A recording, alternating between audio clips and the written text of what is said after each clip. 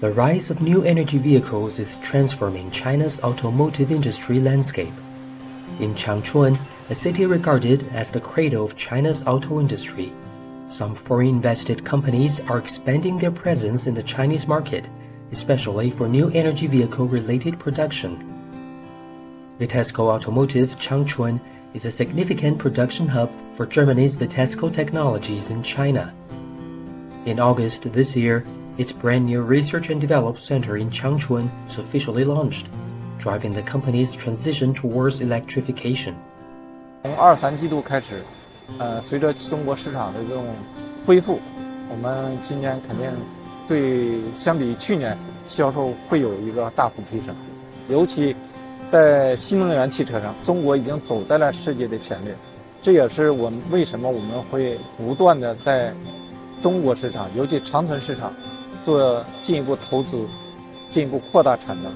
Kumho Tire Changchun, a subsidiary of South Korea's Kumho Tire, is strategically targeting the new energy vehicle sector, recently introducing a range of related products. 今年我们会全力组织生产，达到380万的生产量，达到产销完产的状态。我们也在全力开发适合中国本土新能源汽车的轮胎，主打低滚阻、低噪音的轮胎。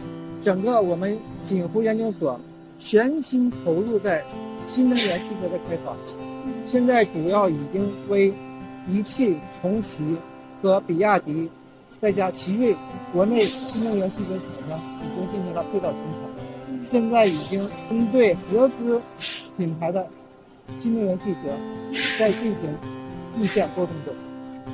According to data from the China Association of Automobile Manufacturers, sales of China's new energy vehicles reached 3.747 million from January to June this year, a year-on-year increase of over 44%. By 2022, China had maintained its position as the world's top new energy vehicle producer and seller for 8 consecutive years.